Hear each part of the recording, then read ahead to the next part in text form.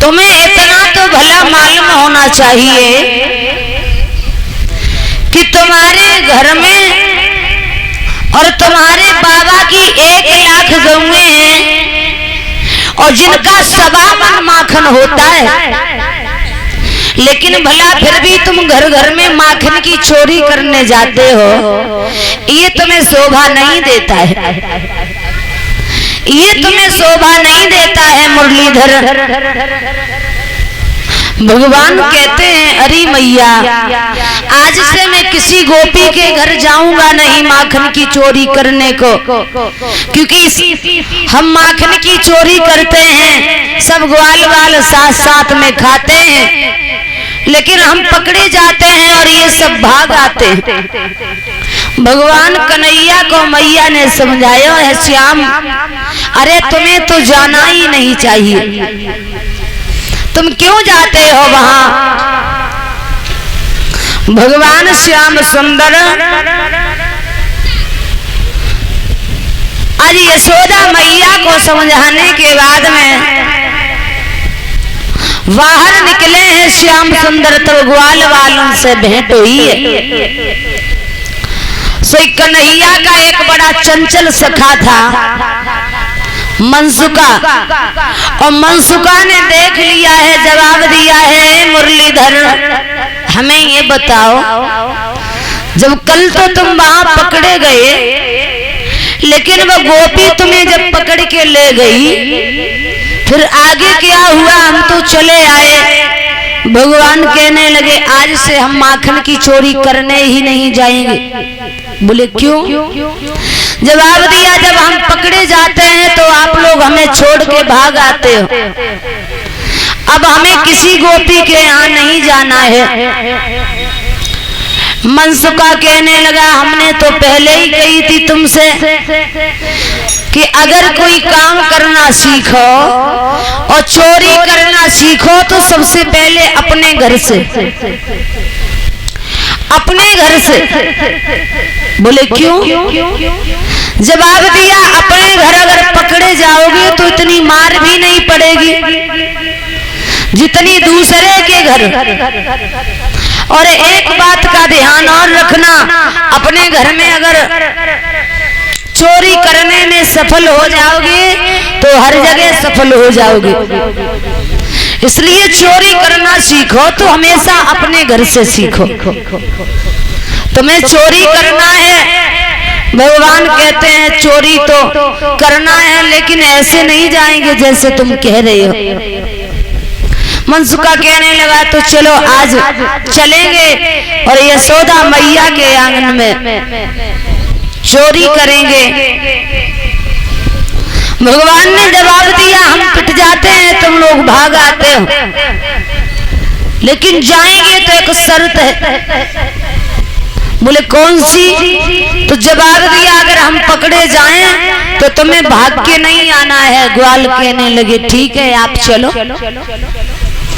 भगवान ने ग्वाल वालन को साथ लियो है, और कन्हैया जिस समय अपने ही घर में चोरी करने को घुसे हैं तो क्या देखा, मैया ने बड़ा सुंदर सुंदर माखन बनाया, और मटकियां जो है वो आंगन में मटकी के ऊपर मटकी यशोदा मैया ने रखी है, और हर मटकी में सुंदर सुंदर माखन रखा है। लेकिन मटकियां मिले कैसे, ग्वाल बाल छोटे छोटे हैं, भला मटकी कैसे मिल पाए। अब तो भैया सब ग्वाल वालन ने सलाह बनाई है और जवाब दिया है मटकी ऐसे नहीं मिलेगी। लेकिन भगवान ने जब एक नया तरीका खोज लिया है कि छीके पर दद रखा पाया और तो नए धन तैयार किए। भगवान ने देखा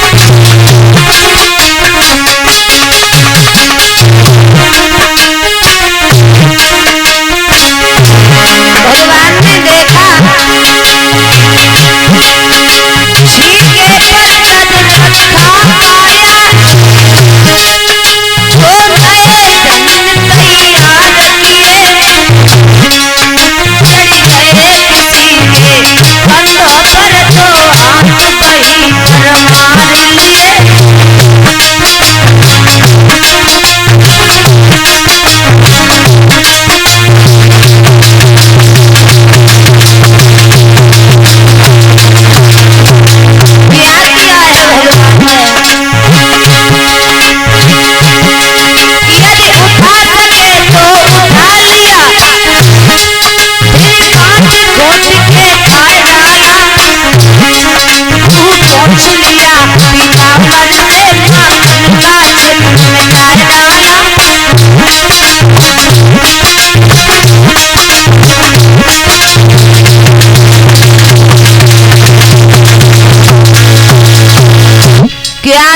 भगवान एक नया तरीका भगवान ने खोजा है और कहा है कि माखन की चोरी तो करेंगी।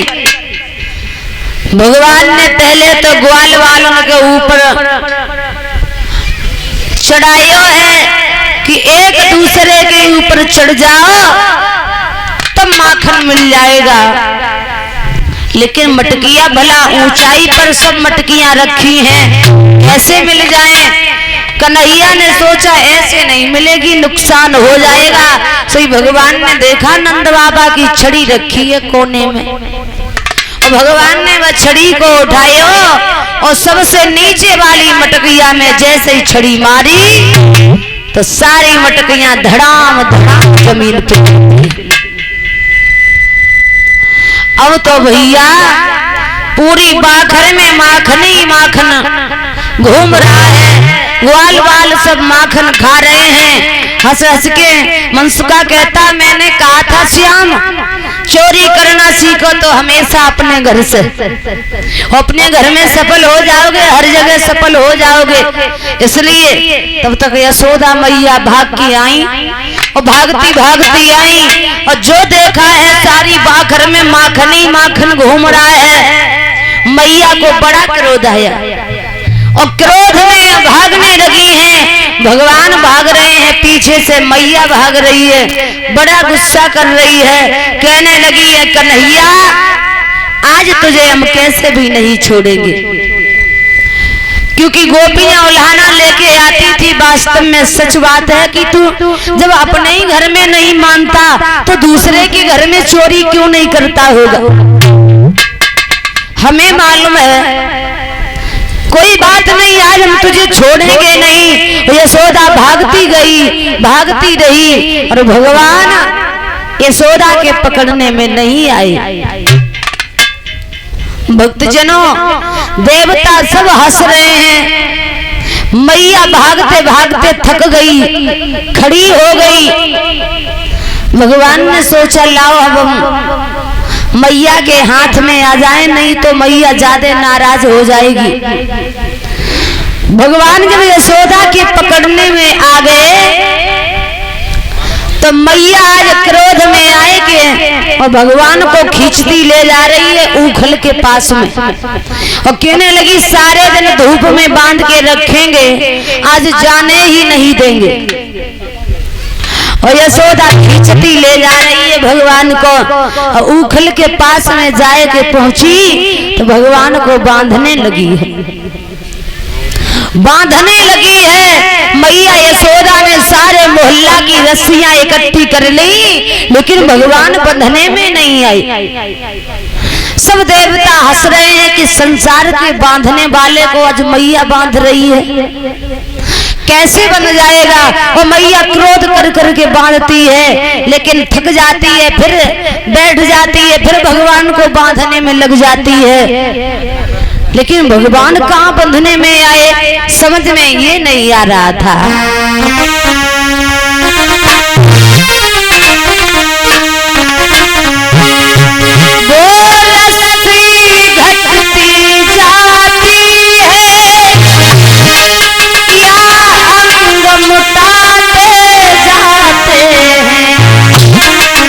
और यशोदा झुंझलाती जाती है और मोहन मुस्कुराते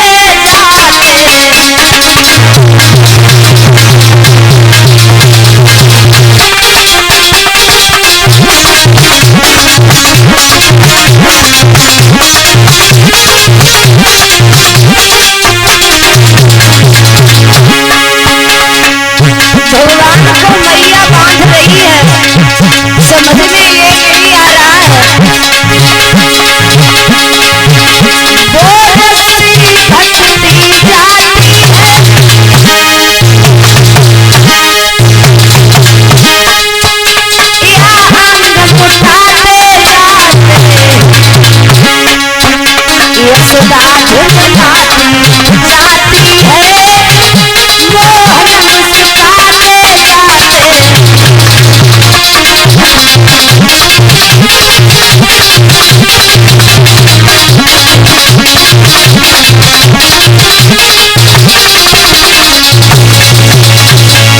भगवान को यशोदा बांध रही है, लेकिन भगवान कहाँ बंधने में।